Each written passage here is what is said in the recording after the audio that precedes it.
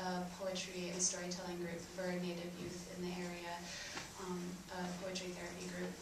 And I was wondering if you have any words of inspiration that you could share about what writing is possible to accomplish for these girls in their own lives, what it's meant to you personally and for your community.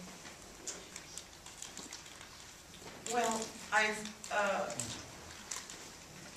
think in the I've written somewhere about this, but I will repeat it.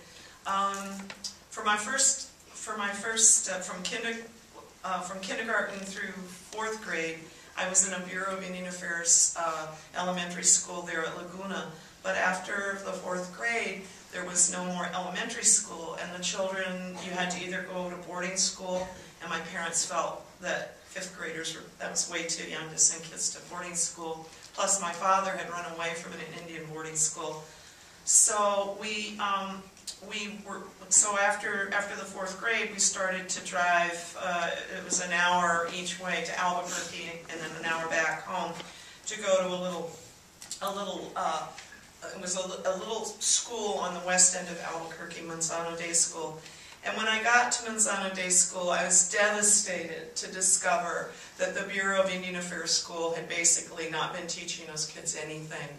The teachers would take the role, and then they would tell us to play baseball or do art, which was fine. But there I was in the 5th grade in this new school, and I was way behind. I had no idea what multiplication was, times tables, and I was so sad because I was always proud of being such a good student because I was a good reader. And also it was very difficult. The other children were very kind, and the teachers were very kind. And the teacher, Mrs. Cooper was her name, and she was a World War II. She had been from England and had married a U.S. serviceman, and so maybe she was a little more sensitive to someone who was suddenly in a new environment. But she was very kind. Anyway, one day she asked us to take the spelling, the list of spelling words, and to write a story, an original story, our own story from the spelling words. And it was so wonderful because, of course, I was just delighted because from the time I can remember, I loved hearing stories, and I used to make up stories. So immediately, I loved the idea of having to take each word and fit them into a story, and I just went to town. And then I looked around, and all the others in the class were just, they had no idea. They were struggling. They had a terrible time making up a story, and, and it was a big struggle.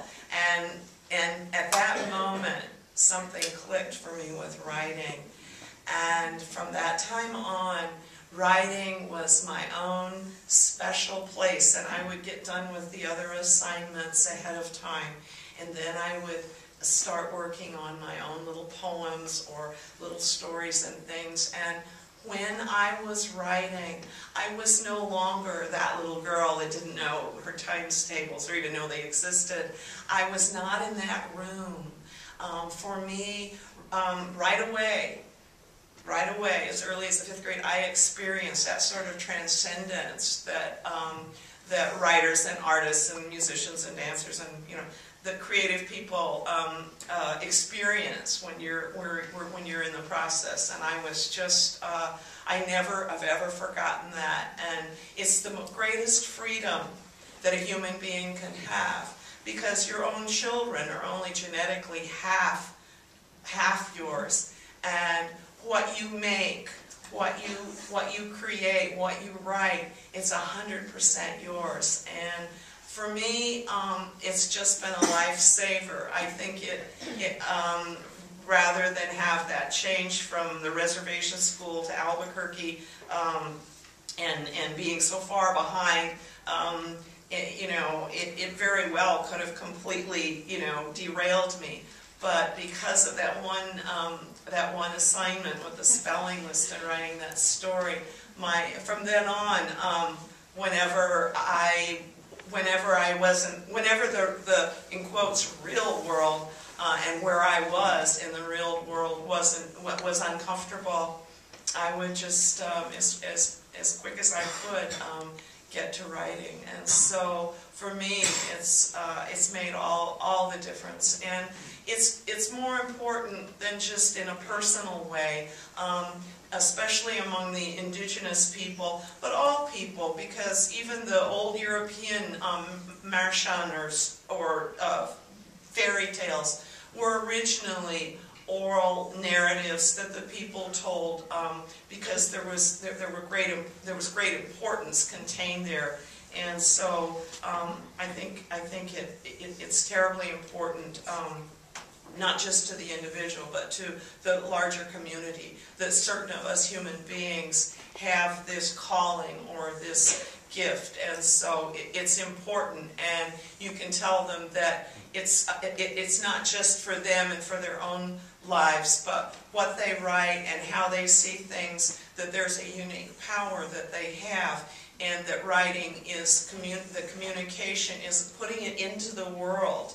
And it's a kind of sharing, and it goes beyond their individual life, and that it has a separate, it has a real life that's separate from them too, and it remains. That's what I would tell them.